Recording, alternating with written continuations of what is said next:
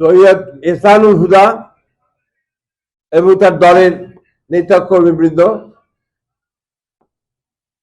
আজকে তারা বিএনপির সঙ্গে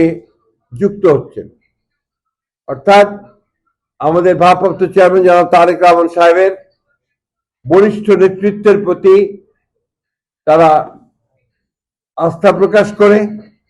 এবং একই সঙ্গে দলের প্রতিষ্ঠাতা শহীদ প্রেসিডেন্ট জিয়াউর রহমানের যে 19 দফা কর্মসূচি এবং আদর্শ তার প্রতি আস্থা রেখে এবং দেশনেত্রী বেগম খালেদা জিয়ার আপসহীন নেতৃত্বের প্রতি শ্রদ্ধা দেখিয়ে তারা আজকে এই মুহূর্তে কিছুক্ষণের মধ্যেই আমাদের বাংলাদেশ জাতীয়তাবাদী দলে আনুষ্ঠানিকভাবে যোগ দেবেন। আমরা